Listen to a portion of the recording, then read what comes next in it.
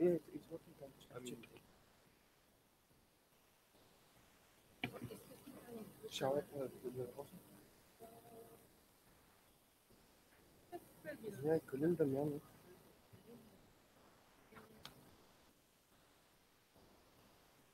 Искам да разбера името на Калин Дамянов.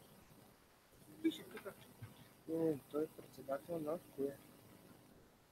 На English. Was not working? Victor. Victor. Bulgarian Korean Forum.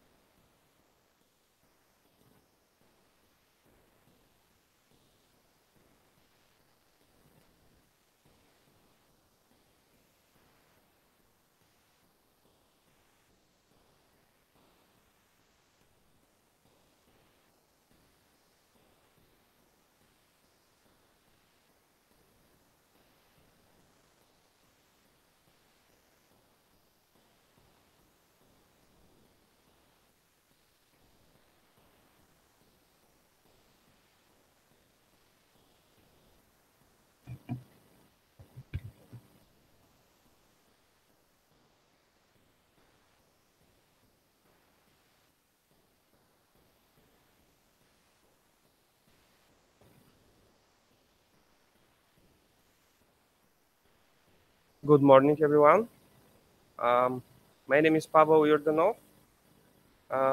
Part of the team of Varna University of Management. We would like to say welcome to Varna University of Management and to the Bulgarian Korean Forum Peace and Prosperity. We have a special guest, His Excellency Mr. Shin Bo-nam, our academic director, Ms. Vanina Volcheva, the Vice Mayor of Varna, Mr. Pechu Pechev, our colleagues and friends from the Chamber of Trade and Industrial, the Trade and Industrial Chamber of Republic of Korea and Republic of Bulgaria, Kalin Damyanov, and the Honorable Council of Korea in Varna, Mr. Ivo Mikhailov.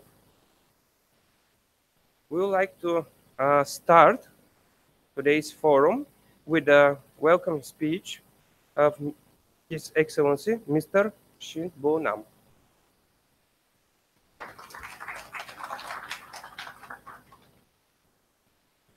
Добро утро. Rad vám seda vidieť. Where the Mr. Pechev, Deputy Mayor of the Varna Municipality, and Professor Vania Valcheva, Academic Director of the Varna University of Management, and Mr. Kalin Damyanov, the Chairman of the Commercial and Industrial Chamber of the Korea and Bulgaria, and Mr. Ivo Mikhailov, our honorary consul in Varna, and Professor Kang Dok-soo, the Vice Rector of Hankuk University of Foreign Studies, and distinguished Korean and Bulgarian participants and colleagues. It is great pleasure for me to welcome all of you to the 2018 Bulgaria-Korea Forum, Peace and Prosperity.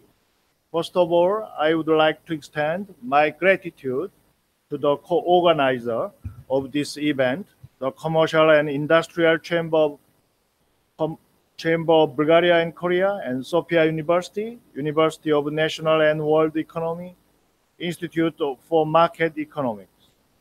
And also I would like to appreciate another co-organizer, the Varna University of Management, and Mr. Ivo Mikhailov, honorary consul in Varna. Thanks to their support, we could hold second Bulgaria-Korea Forum in Varna. I think this is very meaningful for the Bulgaria-Korea Forum to be held not only in Sofia but also in Varna, because balanced regional development is an integral part of our sustainable development. The Republic of Korea and Varna share close relations. Last year, the Korean government appointed a leading Bulgarian businessman, Mr. Ivo Mikhailov, as an honorary consul in Varna.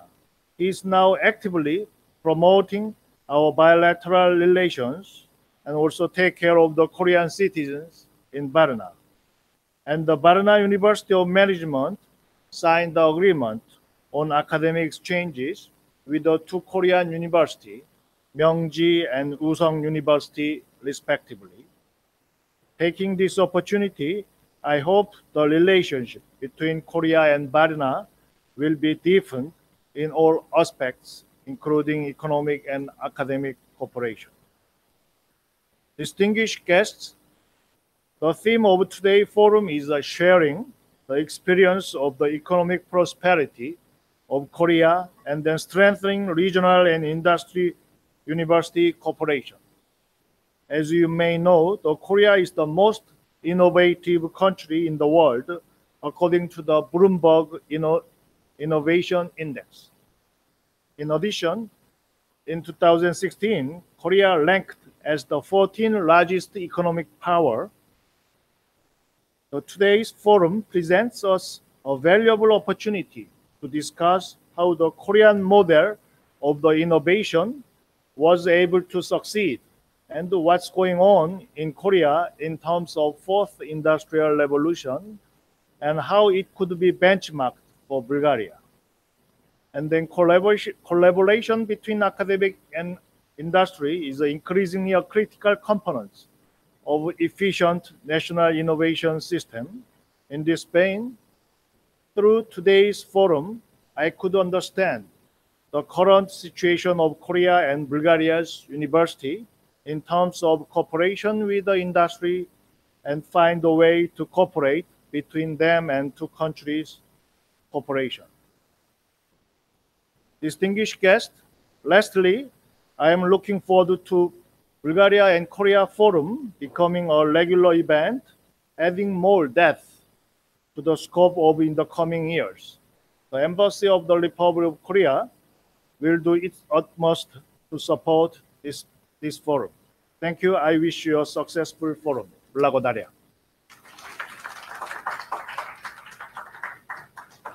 And now I would like to give the floor to Mr. Pecho Pechev, the Deputy Mayor of Varna Municipality.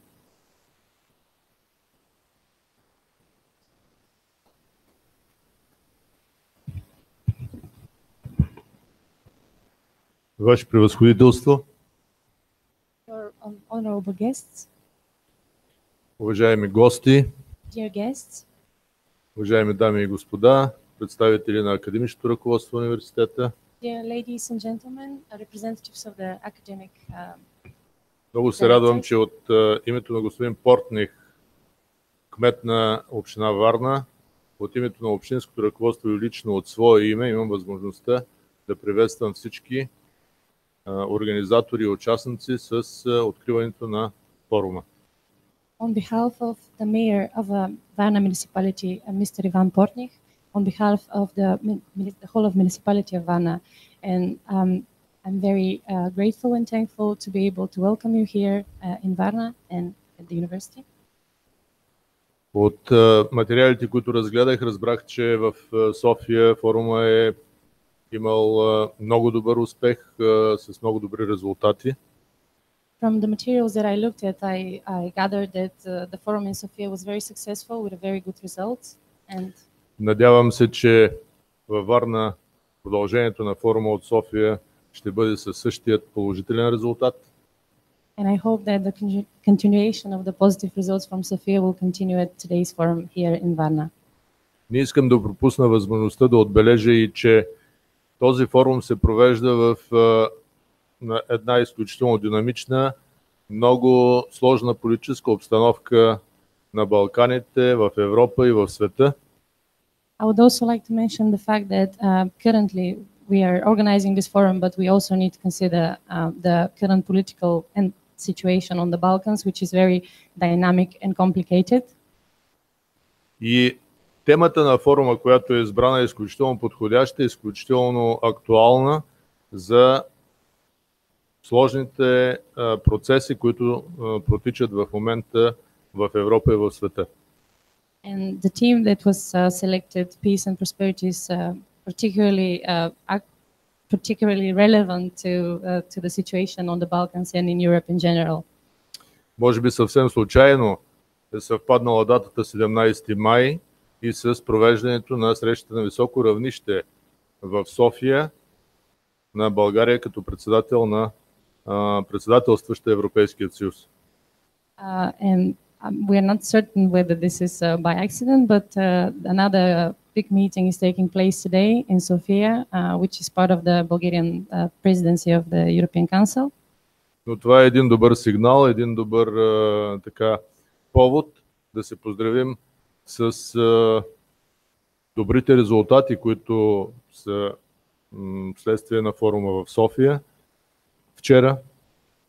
But this is a good sign for us to have the meeting today. So I would also like to congratulate us, greet us, and yesterday. Има предвид и на двата форума, и на срещата на високо равнище, и на вашия форум. I meant both meetings, today's meeting in Sofia and both forums in Sofia and in Varna today. Искам да подчертая още, че община Варна изключително активно участва в международния живот на страната и с изключително добра комуникация с всички посолства, които са акредитирани в нашата страна.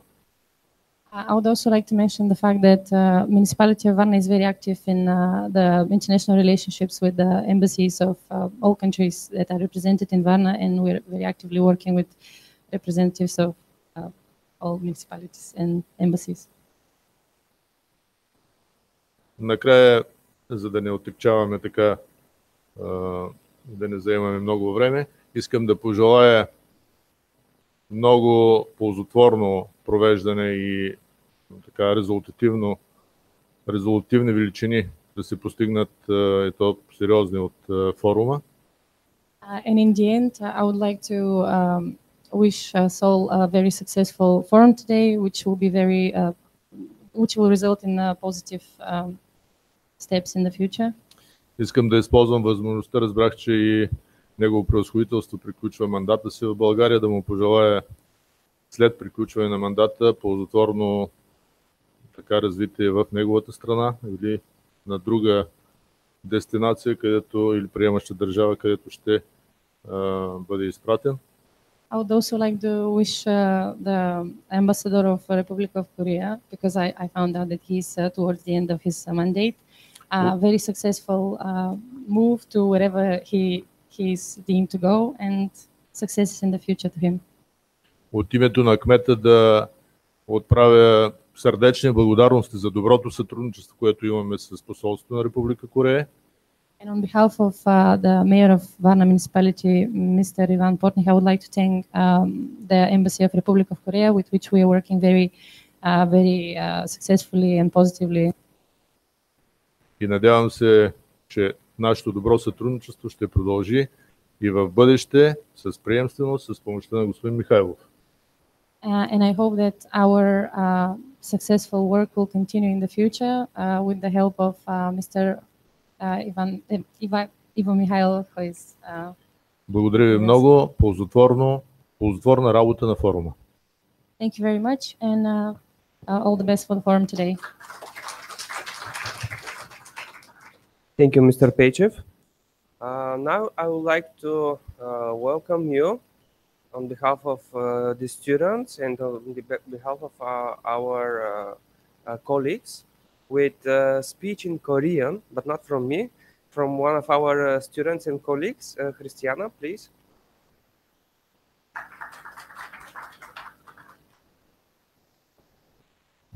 Thank you. Good morning. My name is Christiana, and I study and work in Varna University of Management. I am honored to welcome you today because for many years, Korean culture and Korean language have been the passion of my life. And I know how good it feels to be greeted in your own language. So let me start all over again. 안녕하십니까? 저는 크리스티아나예요. 저는 학구리를 공부하고 있습니다. 한국 문화가 좋습니다. 신부남 씨, 강북서 씨, 김영진 씨, 조이건필 씨, 광정원 씨, 정영정 씨, 조이초형 씨, 김희영 씨, 어서 오십시오. 만나세요. 반갑습니다. 저는 하루 되십시오. I wish you a wonderful day here in Varna, but probably it's correct to say Varna University of Management. Thank you. Thank you, Christiana. I understood almost all of your speech. It was too fast, but I understood it. Now I would like to give the floor to Ms. Vanina Volcheva, our academic director, and the director of Christiana, actually, because she's working also in the academic office.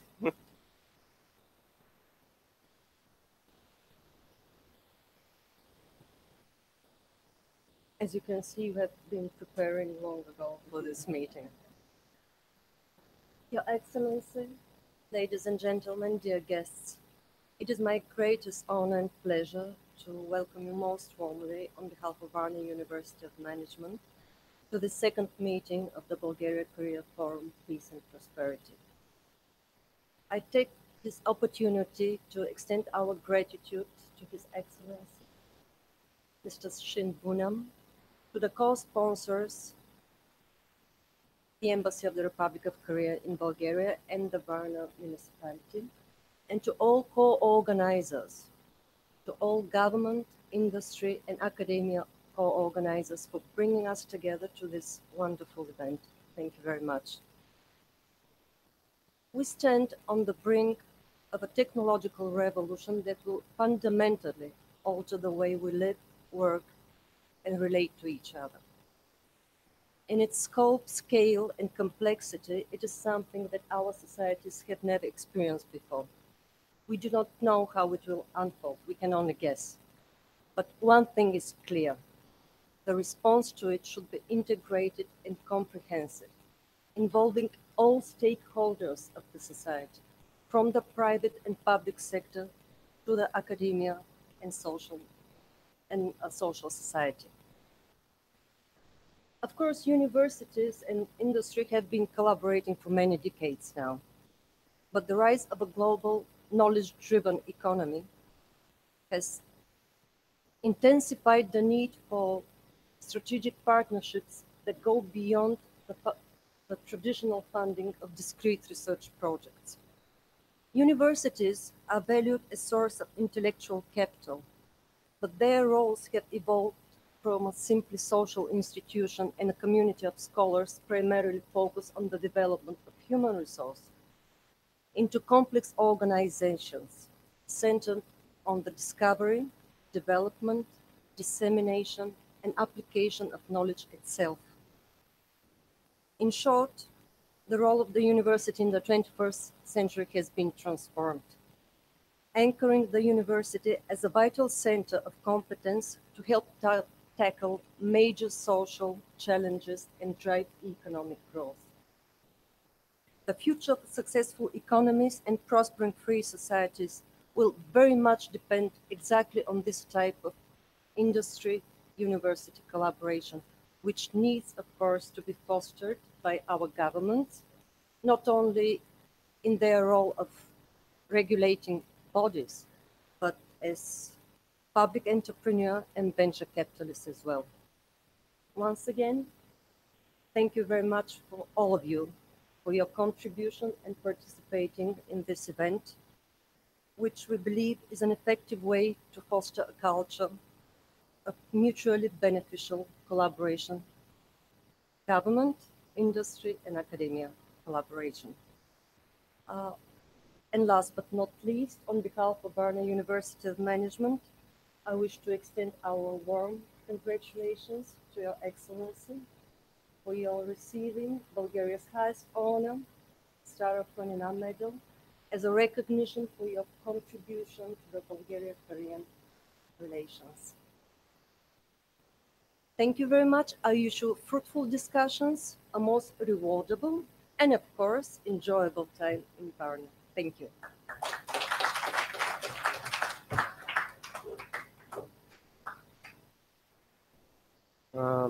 Thank you, Ms. Volcheva.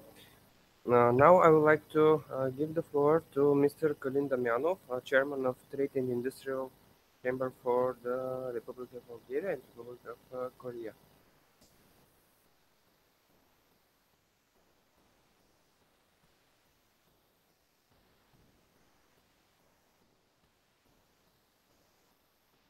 Your Excellency, Mr. Shin, Ambassador of Republic Korea, Your Excellency, Mr. Paichev, Vice Mayor of Varna, dear distinguished professors from Korea, dear professors, students, and guests from Varna.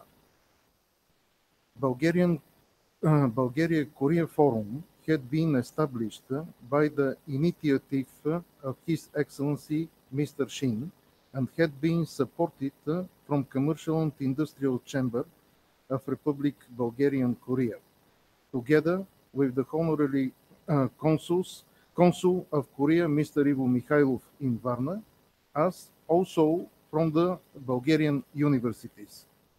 The main goal of the forum is to create contacts and cooperation between the universities of Bulgaria and Korea, to exchange knowledge and experience, to make new friends on the both sides.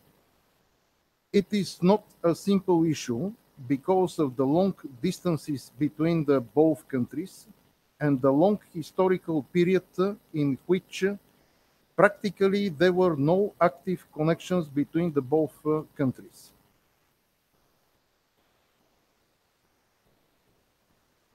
The forum is a bilateral conference, mainly from well-known professors from the both countries. The first forum had been last year in 5 towns. In Sofia University, it finished with 2 memorandums for cooperation for master's programs for public administration and economics. In Plovdiv, there was academic meeting in University for Agriculture and Regional Development, also signed a memorandum. In Burgas, it had been together with the University of San Zlatarov and Burgas Free University. In Varna, a conference in Economic University and academic meeting here in University of Management. In Veliko Trnovo, it have been academic meeting with memorandum for development of Korean language specialty, for Korean Cultural Center, for Taekwondo courses and specialty in sports department. This year, the forum in Sofia is at the University of the National and World Economy, and in Varna, only here in your esteemed university. In Sofia Forum, the first session had a political actual theme, trends of inter-Korean relations, with high-ranking professors, participants as Her Excellency Mrs. Lee, Director from the Korean Foreign Ministry, Her Excellency Ambassador Mr. Orbechov, Director from the Bulgarian Foreign Ministry, His Excellency Mr. Panchev, Parliament Member, President of the Friendship Group Bulgaria-North Korea, as also from Professor Fedotov from Sofia University. The second section, sharing the experience of the economic prosperity of Republic Korea and the preparation for the Fourth Industrial Revolution, in which participated from Bulgarian side Professor Krasan Stanchev from Sofia University and the ex-Vice Minister Christo Mikhailovsky. The Korean lecturers are 3 famous Korean professors, leaders in their specialties, who will make their presentations also here in your university. These are themes in the similar field, economic prosperity, experience of Korea, and a very important matter, industry and university cooperation. We hope this session will be helpful and interesting for the whole audience. On behalf of the organization committee of the forum, we thank you very much to the whole management of your esteemed university for the perfect organization of the conference. Thank you very much for your kind attention. Thank you.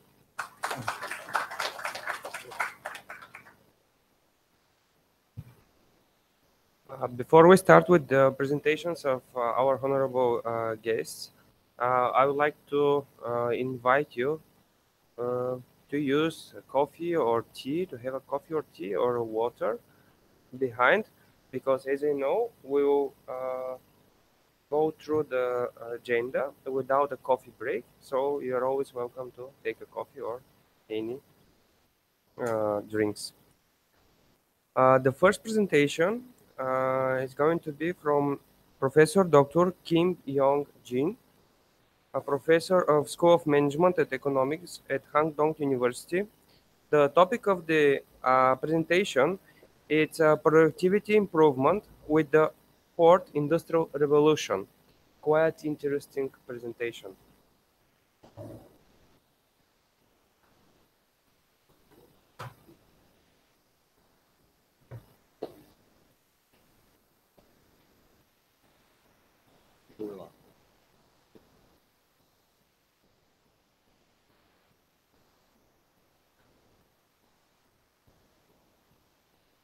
Ready?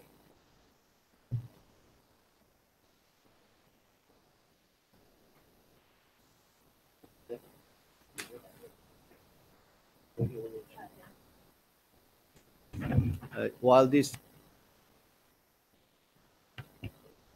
morning, my name is one of the name mentioned by Christina in Korean, Kim Yong-jin입니다.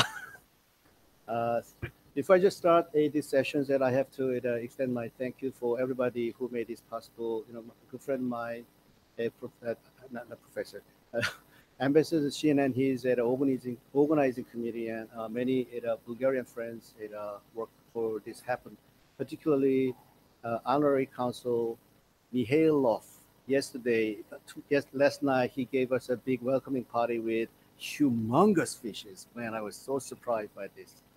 Okay, this is my topic, and I've been a professor of management of information system last 30 years, and I have seen many good technology, bad technology, whatever we call, came with big fanfare, promising this and that, only to disappear in a couple of years. Even right after they are introduced, they just walk through the tube, something like this. And also, many of you who are involved or following up this area might have seen that a lot of money just pinched on it, but what is the return? Where is the beef?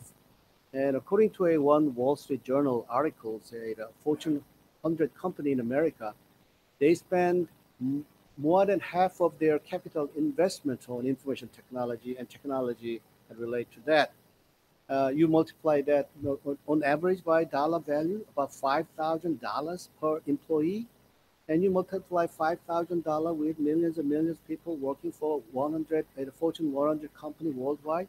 That's the magnitude of dollar value that we're talking about here. But where is the beef again? There's not much return. My perspective and comments on the fourth industrial revolution is not about technical side of it. But again, I said, being a professor of management of information system, I like to look at it from the way to get it most out of it, from the management side of it, from user side of it. First of all,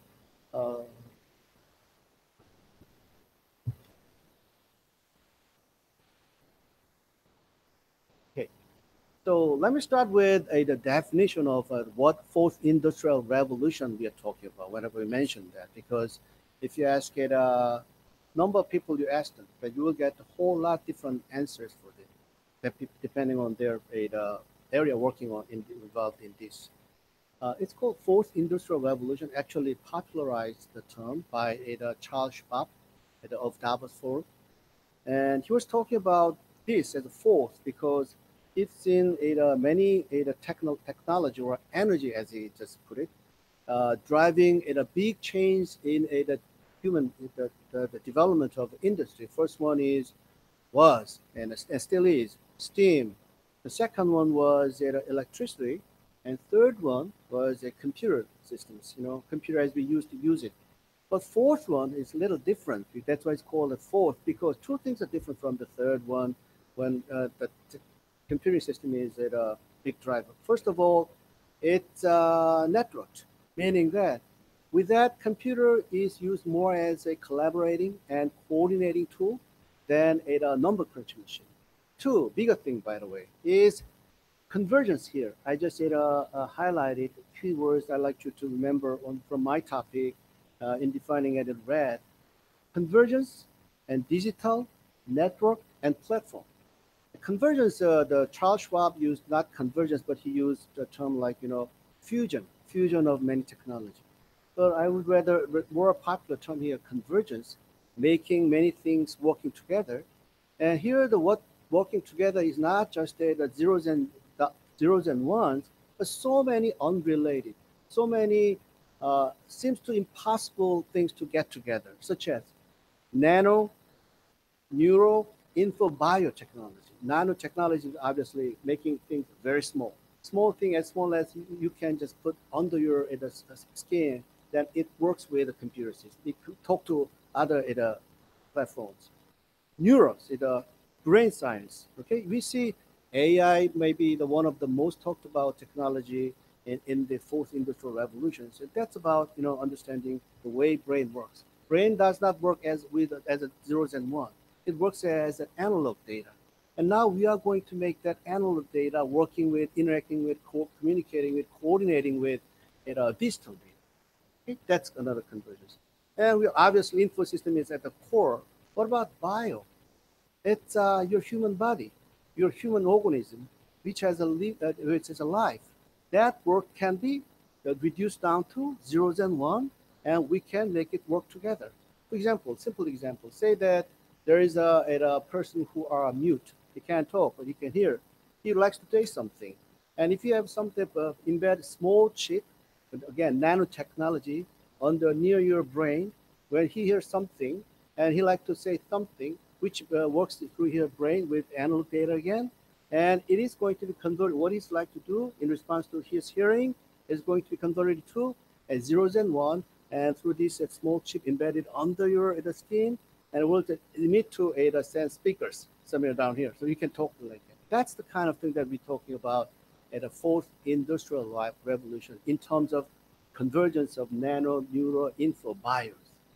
You think about, if you look at there is a news, some fourth industrial revolution, whatever it is, if you look at it from this point of view, then you can, it may help you to understand a little better. That's what I'm talking about here. Digital, everything is digital. That's possible because it happens on a digital platform. 1996, I hope the year is right. And Professor Nicholas Negroponte of MIT wrote a very short but very influential and seminal books on being digital. I said, brainwave, brain works, working with a computer system. How could it be? Wave, analog, but the old computer system is zeros and one. So what he says is, if we cut down, we can change an analog wave into a digital format. And if we bring down on a digital platform, say that where he said, hello, it says like goes in here. The translation into 0, 0, 0, 1, 0, 1, 0, 1, 0, 1. There's here's. Now, what about, it's so easy to manipulate them. Instead of, I can simply put 1, 0, 1, 0, 1, 0, 1, 0, then 0, 1, 0, 1, 0, 1, 0, 1. Then when you play back, it may be not hello, what sounds like? I don't know what happened. That's the kind of things. You can easily convert it back to an analog form, which work with the brain, which work with the organs. That's the kind of thing that we talk about at the fourth industrialization. Dramatically different. But that's the point of why this make a big noise in industry and everyday life. But still, there's a lot of things need to be cleared out until we get the real good things out of it. But those are two things that I'm going to mention like here. Here's another thing. Here's enablers of fourth industrial revolution. Let me just look at this. Right here. I said it's enablers. I see this as an enabler because technology is technology. Technology itself is not a product. My analogy of it, understanding this is master carpenter. Master carpenter always carry big a toolbox. In his toolbox, there's a lot of fancy tools. Each tool does different things. But carrying a good toolbox does not make you a good master carpenter. You should know what technology and what purpose. Not only that, you should be very deft at using that technology, the simple tools. When fixing small things at home, I'm really old thumbs. And so whenever I try to tackle it myself, all my family freaks out because my daddy knows, my family knows, my dad's trying a couple of hours, he'll freak out and throw away the tools. But I always buy the best tool available. That didn't make me a master with a carpenter. You should be a master carpenter without even knowing how to use how the technology works. If you know where to put what technology to make what happens. So should be the key point. That's what I'm talking about again, understanding fourth industrialization from user's point of view, from a productivity point of view, or if I stay with our theme of our conference here at a prosperity. Two things comes to my mind. First of all, here, what to do to change the limit. I just mentioned human development advancement was driven by the technology. What did it drive out? The technology drive out. There's the quote I got. I read this somewhere, which I don't remember who it was, what that book was. It's by a French historian. So I had a history major professor. I asked him, but he didn't know either. So I said, anonymous. The development comes in the changes in the limit of everyday life. You think about it. When the only transportation mean was walking, your daily life was around 10-mile radius. if you when you get invent a tool which is say the wheel, your daily rate is say the extended to or go over the your current limit is 10 to say 50, 60, something like that. So again, back to the drivers industrial revolutions. Think about the steams. What did it just expand? Tons of things. Electricity, computer, now fourth industrialization. What can we do things differently while expanding our daily limits? So from that point of view, let's see what I mean by extending our daily limit with the fourth industrial revolution. By the way, am I doing right on time? Let me just bring it up here. First of all, I just suggest three things. All these things are not any academic whatever. This is out of my, I just summarized it out of my experience of, again, 30 years working in this field. And we want to, technology, we want to do something just to replace old things with new bells and whistles. We want to do things better, right? Revolutionizing or expanding, whatever it is called, something different for better. One way to look at it as informating, not automating, going deeper than the limit. The example I just gave you in my previous the presentation here is Barack Obama. Do you know Barack Obama has a lot to do with fourth industrial revolutions? The simple thing that you know. Tell me about it, any technology that you hear quite often. Big data, big data, big data, right? You don't know, probably not all of you know what big data is about, but you heard about it someday. When Barack Obama ran his campaign data managers used to use 120 factors to analyze each and every data voters. Do you know 120 faces of you? Certainly not. Certainly not me. I don't know 120 faces of me. But campaign manager or big data know your 120 faces of yourself. Isn't it scary? To me, it's scary. But anyway, that's the kind of thing that I'm talking about. Informating, not automating. Okay? Another thing, expanding, not enhancing. So right next to me, a good friend of mine, Dr. Cho, is going to talk about blockchain. Blockchain at the moment is just not a real currency. But so think about my analogy here is, let's see blockchain in a way that a credit card introduced to a human life. The credit card itself is about a debt, which could be, if we just reterm it from today's understanding, it could be a virtual money. Where is the credit? You don't have actual credit. It's virtual. It's in the systems. Like that. That's the way blockchain goes now. So what if we make it a blockchain works like credit card? Okay. So now we're not going to just use, at the moment, blockchain is like another the financial product for speculative investments. Can we expand the uses of it so that we can match a blockchain or the Bitcoin, expanding our currencies? Human capitalism is driven by increasing consumptions. To make consumption more consumption possible, and we expand a currency, real currency and virtual currency, another layer of virtual currency, Bitcoin. That's when we expand it. We're inventing is we do the same thing, but different way. Something like here. I live in a port city in Korea, like Varna here in port city. I don't know if you know that the steel industry, where a POSCO headquarters is located. About 500,000 people living there, but we do not have fancy, not fancy, even some complicated medical procedure. If you need it, you have to travel to Seoul, which is about 4 or 5 hours drive. Say that you have we need a patient who needs a brain surgery. You will drive it up there.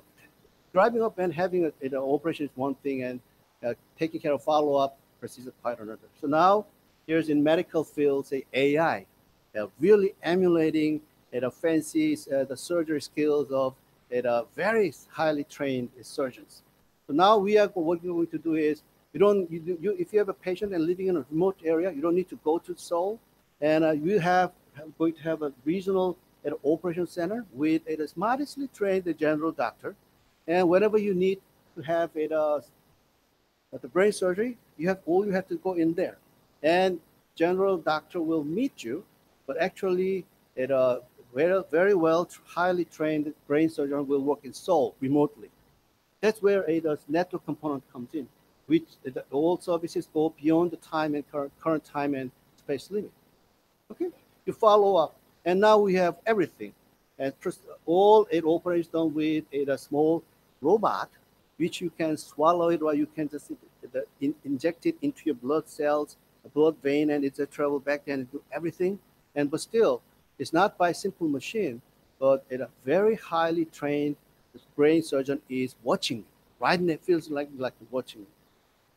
Same thing is done, brain surgery, but in different way for more efficiency and expanding and his coverage. Who knows what?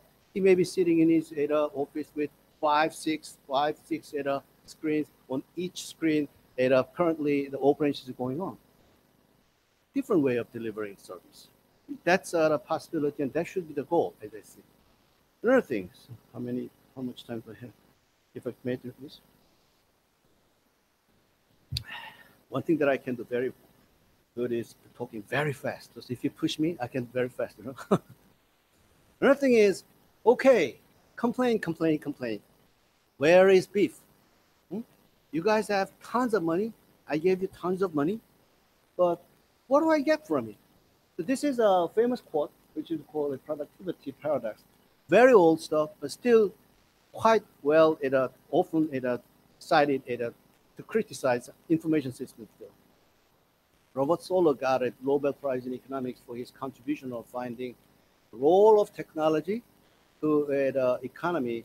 So, on top of three factors of production, as the economists call it, land, labor, capital, is that right? And now technology. So he says, you can see the computer aids everywhere, but in the productivity statistics. His complaint was, you guys spend tons of money, but we don't see much of contribution in dollars and cents in my pocket. Where is that money? That is the complaint. So now let's see how we can find a way to really show real productivity improvement. Here's let me share my experience here. I would say a few things like this. Overcoming the productivity paradigm. Context, not technology. But the beginning of my the talk here is, I said, I am the professor of management of information system. I don't know, you noticed that I emphasize of information system, because we want to manage the use of it and to get this is a University of Management University, right? What we are talking, all our work are evaluated, management work evaluated by how much dollar you put in your pocket in the end. So that's what I want to do. So now, in response to Robert Solow's productivity paradox, Professor Brynjolfsson and McAfee of MIT follow up that claim with national data in America. And it's very at high level and at national level the analysis, but it may not be to be useful at the corporate level or individual level. It must be refined further, but it just gives the general direction to us, something like this here. No, you, Robert Solow, Dr. Solow, what you say is right / wrong. Right first. Indeed, when he test Dr. Solow's productivity paradox with a real number, he found that there's no return. Actually, I should say this, no return right away. So Robert Solow, when you say no productivity, you are wrong. Wrong side means no, there is a return, but it with time lag of 5 to 7 years. So he was contemplating why that happens in 5-7 years with time lag. His answer was, by simply implementing and start using a new technology, it won't work. because nothing happened in isolation. But here's something, it's a machine that works very well. Some quite old machine, for let's say that. You just change one machine, the piece of it, a part. It's too good for the rest of it, the old aging parts. So it won't work. So what he's saying here is, he said, when you just implement and start using a new technology, well, for whatever the system they come up with, any whatever the technology of a fourth industrial revolution, you have also worked with and upgrade so-called complementary assets or co-assets. Say this, here's a fancy machine. You give it to anybody, users. They don't know how to use it. They need time to pick up the skill or to be at a experience or at a good to be experienced with, to work like, he worked the way he worked with the old system. He need time to learn. So we do not consider that kind of thing. That's just not just one thing. There are so many things. All probably at a company or the societal culture may not be ready to accept that. For example, like where is it? There's a brain surgery example. Say that I have to get the surgery. Then my doctor says you don't need to go to a Seoul to see a brain surgery. You have to go to the operation center. You do everything with the machine. Huh? No, I wouldn't live my life and a very complicated, complex surgery to machine. I'm not ready culturally. Okay, just having a technology work through alone never works. That's what he meant. The next thing, evolution, not revolution. As I just said this, my first session too. I myself am very committed Christian myself. If I mention evolution in my church, even in my college, which is far right Christian university, then I may be in trouble. But in terms of managing technology, okay, in terms of managing technology, I can say this. Evolution, not revolution. What I mean here is how to release technology into use. All humans, all society, all organization, whatever it is called, we are very homeostatic by nature. By that I mean resistance to change. I'm doing okay. I'm a good person. My productivity myself very good. Then why I have to give up what I'm doing very well and I spend a lot of time to pick up a new skill? I don't like it, man. So new information comes in and I have a lot of things in my pocket, exclusively in my pocket. I am the sole proprietor of this. That's my power basis. Then when new technology comes in, I have to give up my privacy. I don't like it, man. In many cases, why fancy machines still in use, well designed, well delivered, still not being used as it used to be?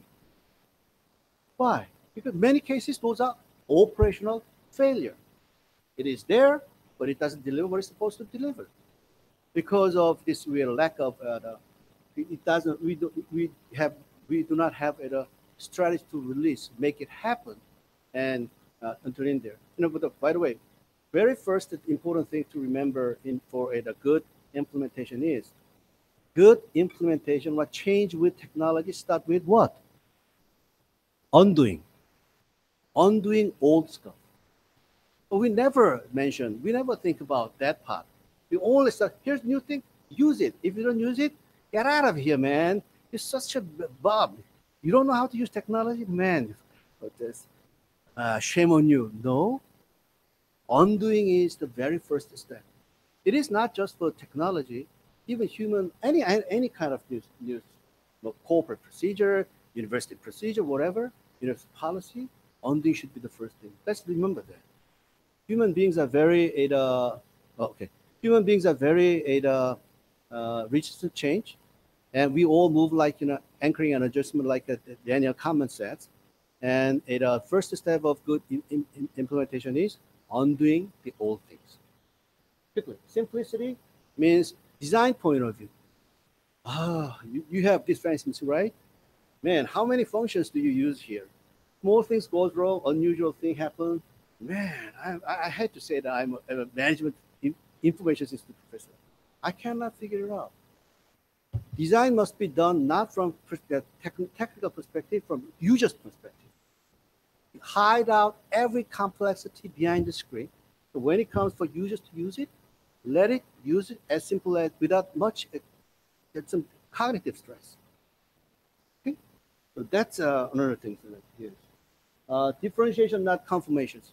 It's a marketing point of view. Look, with technology, with all those industrial revolution, market understanding. Give me a couple of minutes, okay? Because the marketing whole changed the way you look at the market. What used to be a mass market with computer, all these things, we have mass customization. It's about oxymoron, isn't it? Mass and customization, that don't go together. But that happens. What about, let's go further into it. Like a one-on-one mark, how's that? You know, I like to wear cotton pants, which is always 1 inch longer than my size. And I'd say for it's like $25. For alteration, it is $15. Man, I don't like that. But what if this? We have one-on-one marketing, differentiation. Don't go by industry standard. Say with 3D printings. And now you go to a site, I need my pants with this kind of this and that. And you pick it up where? 3D printing center. You go all the way to a printing center, your pants is ready. Okay? Their factory will be gone. Let me go wild with this. Factory may be gone in a few years. So that's the kind of thing. Less than the but less. And it must be done all within ethical and social, political issues. Again, being a professor and being a Christian myself, university and myself emphasize the human value in doing everything. What if you have the best thing in material things, but only to lose a human life? That doesn't make any sense. But privacy issues. 128 factors. I don't know 120 faces of myself, but Barack Obama used to know. Man, I don't like it, man. He invaded my personal life, even my self-conscious. Would it work? Did he use my data? Is my data or his data? Another thing, you know, driverless car is talked about quite often. So then, accidents do happen.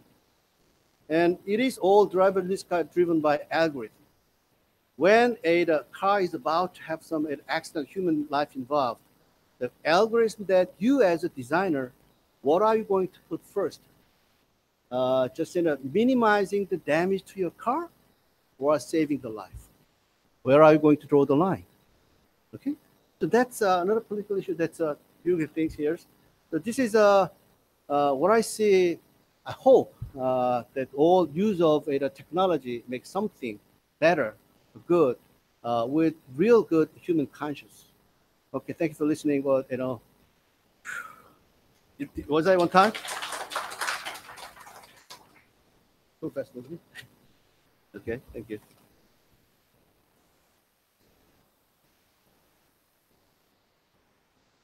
Thank you, Professor Kim Young-jin. It was really interesting presentation, and it will be helpful for our evolution. Now, I would like to invite Professor Dr. Choi Gong Pyo. His topic is cryptocurrencies for the decentralized platform economy.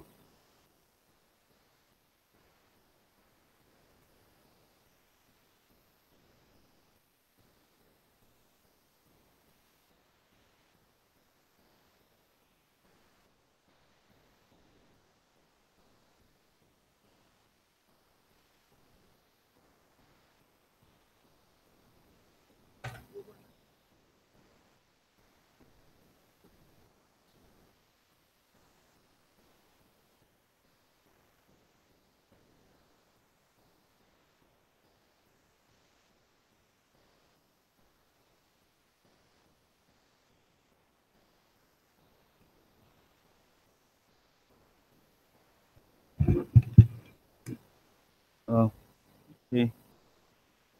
I'm very happy and honored to be here again. And seems Bulgaria has everything I need. You have a clean air, nice weather, everything. I mean, this is like a paradise for me. because if you live in Seoul, you have to wear masks most of the time, and there is a pollution coming from China. It's not quite like this. So this is heaven. So you guys should realize that you're living in a very nice place. And the topic I'm trying to deliver to you is cryptocurrencies for the decentralized platform. It sounds very strange, but in fact, it has some pivotal message for you, because cryptocurrency is the name of the game these days, and decentralized is another focus that we have to emphasize. And platform economy, as Professor Kim said, this is the name of the game. I mean, you are driving your value through based on platform economy. It's not. It's traditionally we relied on pipeline economy, which is just the supply and demand and something like that. It's very traditional market. Platform economy is a multi-sided market. Everybody comes in, and through the direct various interactions among themselves, you create value. So this has been made possible because we are living in, as Professor Kim told this, we are living in a digital network. Everything is connected, and it's like IoT connectivity, things like that. So we have to take advantage of this environment to create value, in addition to a traditional way of doing business. And unfortunately, this is your reality. Bulgaria is far behind in digital preparedness. Because, among the toolboxes you have, your problem is that you don't have a good manpower enough manpower to drive this first industrial revolution, which is pretty much digital transformation. So this is I think Varna University should be pivotal in providing necessary manpower to make it happen. So this is I have to skip this because I have so many materials and I don't have time. But anyway, the Bulgaria has a lot of catch up to do, and I think in this area we can think about collaboration with Korea, because Bulgaria and Korea has, I mean, they have everything they need for each other. So it's complementary, and our digital preparedness is really up to global standard, and I think there are chances for future collaborations here.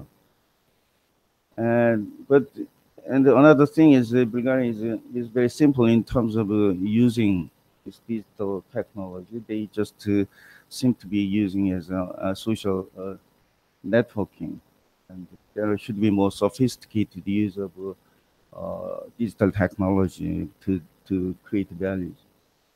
And so, I mean, but the thing is, you are lucky enough, you are fortunate, because you are living. This is a European ecosystem. So you have, if you look closely, you have this regulatory and the legal preparedness, and this is something Korea doesn't have.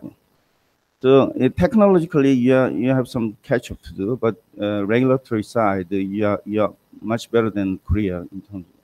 So I mean, we can team up together. We can collaborate to drive this digital revolution in a collaborative manner. The thing, because I don't want to spend too much time, but you have to realize that you are part of the digital single market, which is Europe will be reunited in a digital framework, and this is a blessing. If you are prepared to take advantage of this, your status will be different going forward. So this is something you have to really take very seriously. And the thing is, this is something we can skip right now, because the reason why I'm emphasizing about the future is that our current legacy system is not really something relevant anymore, because we are living in a digital network, and this legacy system is built on old paradigm, where everything is done through hierarchical order, And the digital network system allows you to do things differently. We can engage in more horizontal interactions among ourselves without the authorities stepping in and looking over your shoulders every time. So this is this limitations of the legacy system should be preceded, should be followed by the new system, which is built on digitalization and decentralization. So what that means is that before the authorities and a few elite group of experts are leading everything, they are the center of focus. But now, because of this digital network, is becoming more decentralized. So people in the streets can be the master of the universe, actually.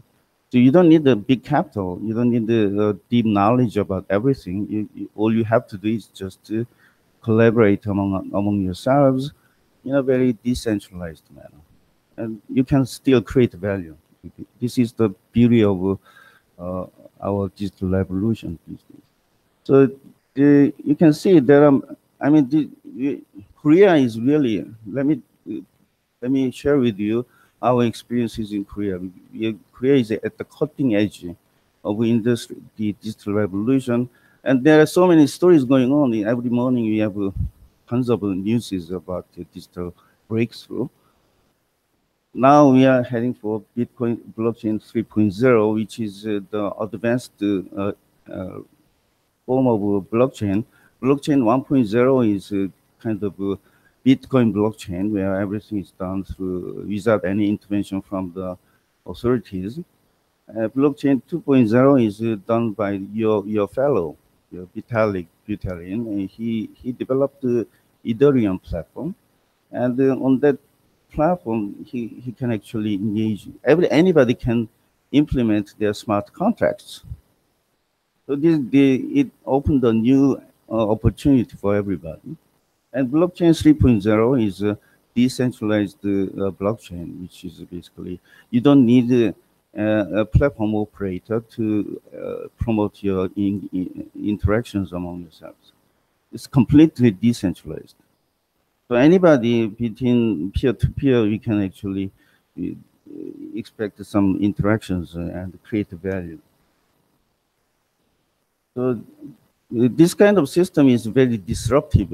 It basically breaks down a traditional system in a fundamental manner. So everybody actually when you have this kind of a foundational change, your first response is that, well, I don't want this, because as Professor Kim said, we are basically resisting any changes. We are comfortable with what we have right now. And but the thing is, this is a foundational, so it doesn't stop. It will change the way you interact and engage in business. So you better be prepared to cope with this change instead of resisting it. That's the message. And the blockchain is basically the big balance sheet where everybody can participate to update this big data set.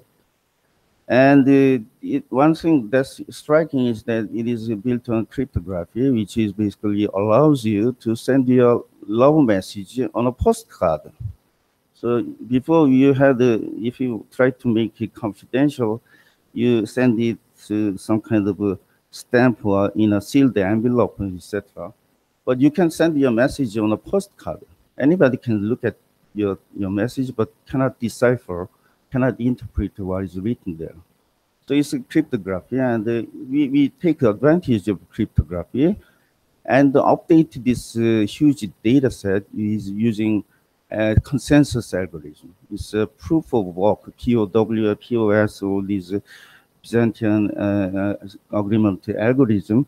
There are many algorithms we can use, but the bottom line is that it's not the central bank or authorities updating this big database. It is everybody connected in the huge platform. They are engaging in this, and of course they get the reward of updating this database through mining. So this is some fancy idea which it took about 8 years for general public to realize the value. And it's not just transferring value among ourselves, it has many other applications, which is something I have to introduce to you because I have little time left. So, yeah, actually, we can use this blockchain. This allows everybody to engage, and we can use this technology to improve trade finance, for example. Before we had to go to the correspondent bank to get a letter of credit, etc., and it takes a lot of time and steps to make it happen. But on the blockchain, it's a very simple. It's a very simple process, and you can save your time and money by using blockchain in trade finance. You can also use blockchain and in logistics, which actually many companies are already applying this technology to improve their business, and it doesn't require a lot of money. Just it's all there. All you have to do is just use an API to make it your platform. So I mean, there are many opportunities for you to take advantage right now. All you have to do is just to get away from the legacy system and look at something else. I mean, you are familiar with what you are already doing, but that's not the end of the story. You have to explore other opportunities, and this is good, as I mentioned. And logistics, there are already many companies engaging in developing this system, but there are so many applications like land registry. Even you can have this your organic material like any agricultural product with some origination proof that can be done through the blockchain very effectively. So this is something you can use right away. The problem is in the monetary side, in monetary applications, things are a little bit difficult because monetary applications are based on central bank and fiat money currency system. So this is a very core area, protected area, and when blockchain technology is being applied in this area, many people resist.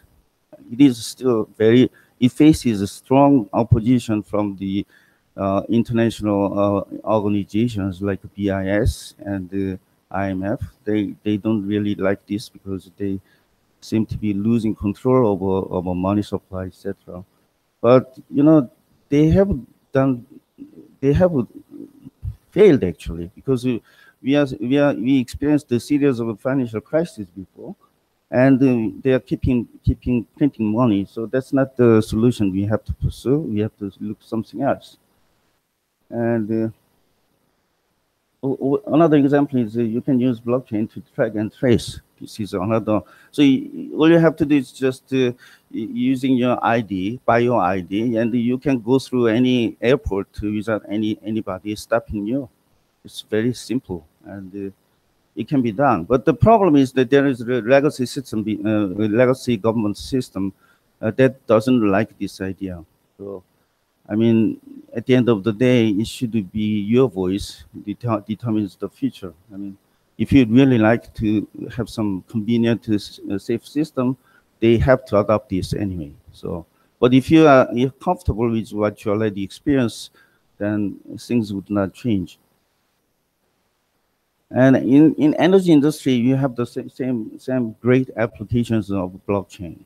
All these blockchains are basically public, not public blockchain. It's private blockchain. It doesn't require you to have consensus among a lot of people. It can be done very quickly because you don't just several laws are connected to the platform. It takes really a little amount of time to finalize your transactions. So non-monetary use applications, it's great to have a blockchain right now. But monetary application is a little bit different, but that's something we shouldn't really ignore, because cryptocurrencies basically allows you to do the things that fiat currencies cannot do. What do you mean by that? Cryptocurrencies are incentives, basically, essentially incentives to build your own system, build your own platform. If you don't have money or connections, you cannot even imagine starting a business right now, because you have to go to the authorities to get the approval. You have to have enough capital and the manpower to start business.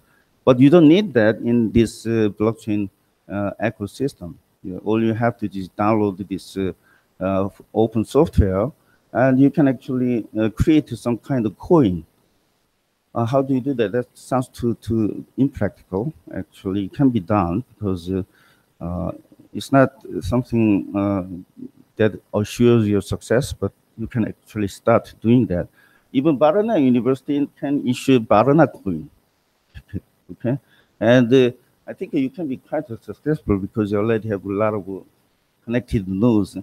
And based on that token, you can actually create a great value among, not just among university community, but in Varna city itself. So I have to skip this anyway.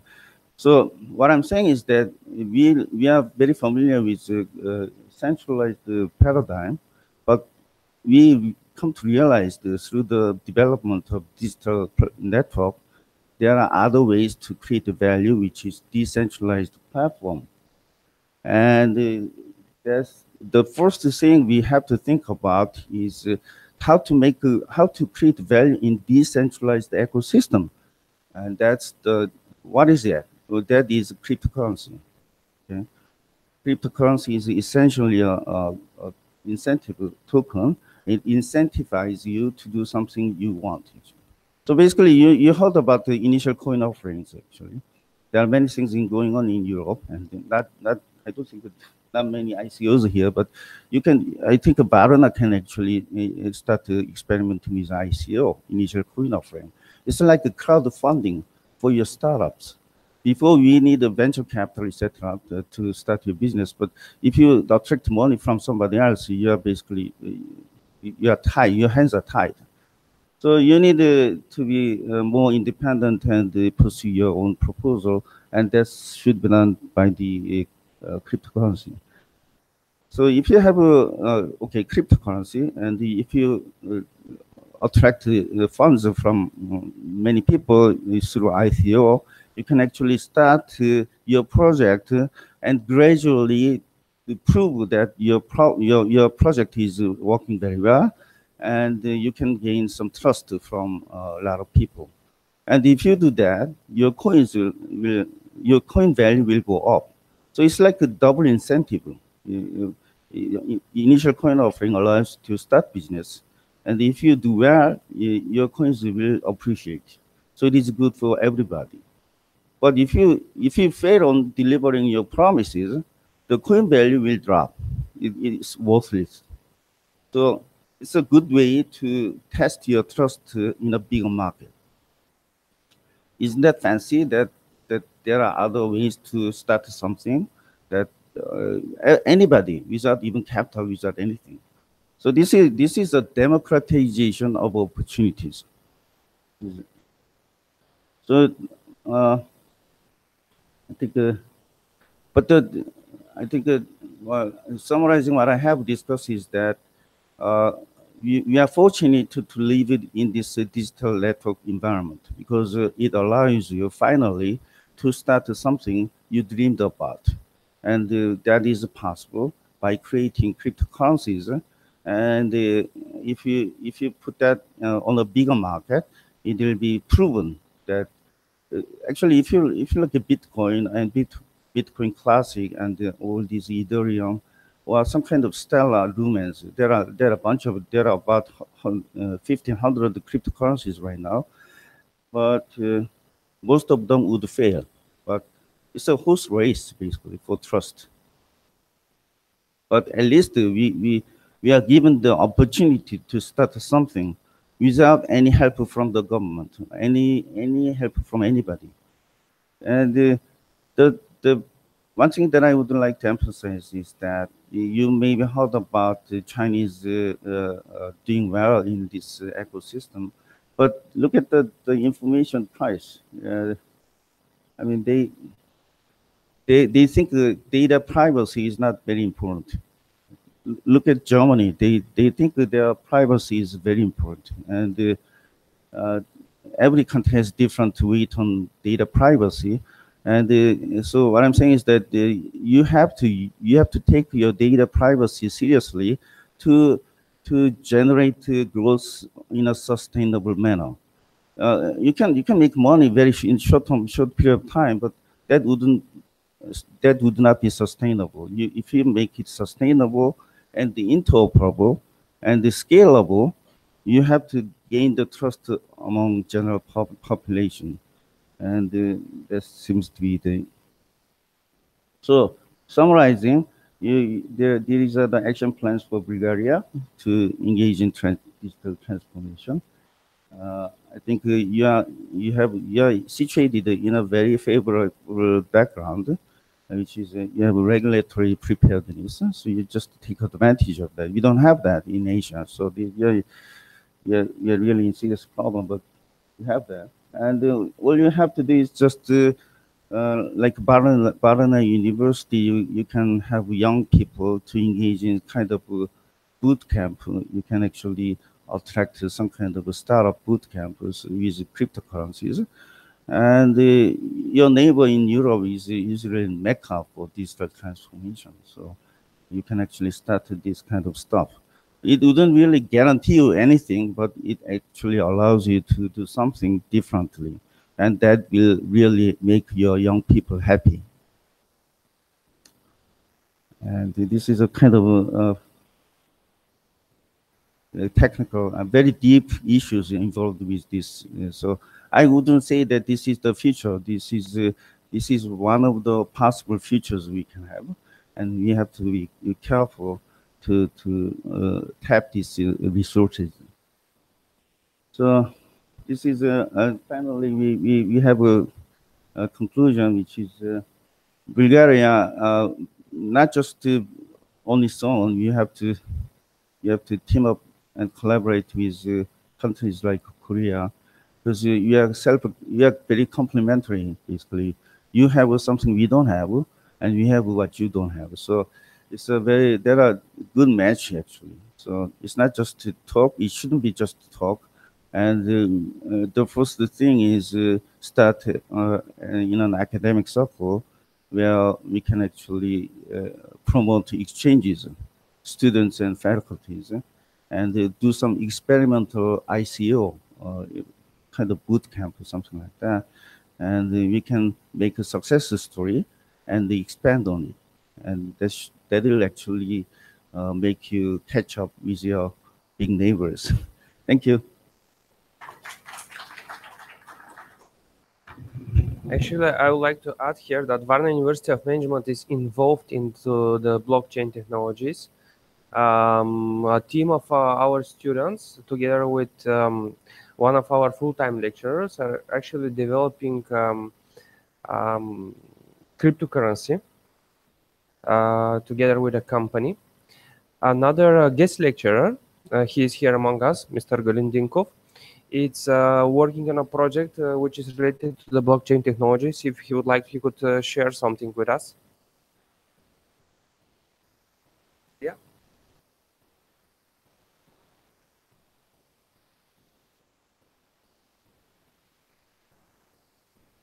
Thank you. Thank you for the nice lecture. I am representing here an organization in Varna called Crypto Varna, which is aims to popularize blockchain technologies, not only in the region, but in Eastern Europe and everywhere, actually. And we are we're a mixture of companies and experts and developers working on different kinds of projects, mostly in two categories, personal data and smart statistics, and also smart city. We are combining IoT technologies, the blockchain, smart contracts,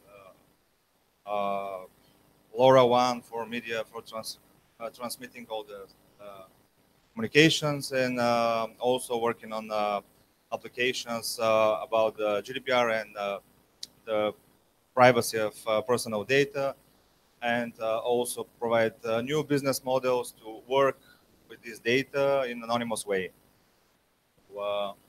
We'll be very happy to have also good connections with Korea and Korean organizations, universities, and teams working there. Thanks. And last but not least, a few months ago, we announced a campaign which was for providing of scholarships for talented students.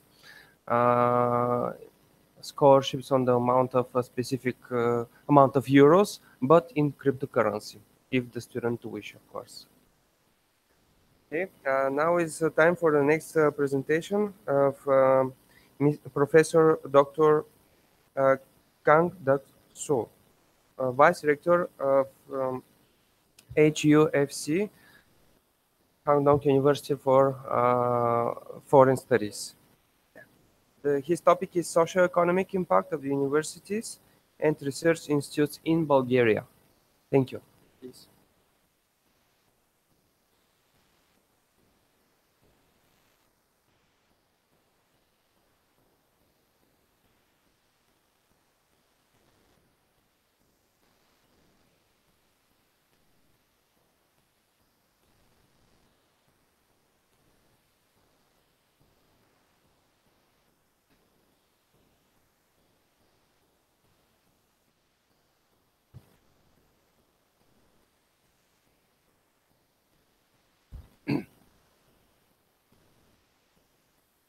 Здравейте.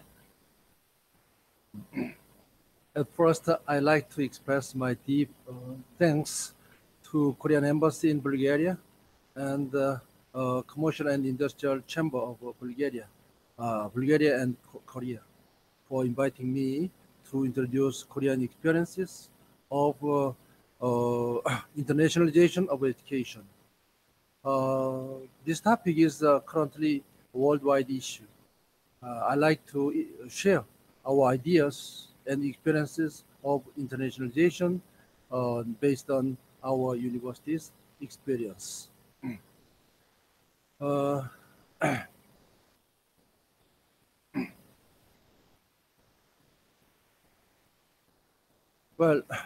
many people called economic development in Korea as a miracle. Some people like to find its reason in political leadership. Yes, it is partially right, I think. A famous journalist in America compared the political leadership in Asian countries.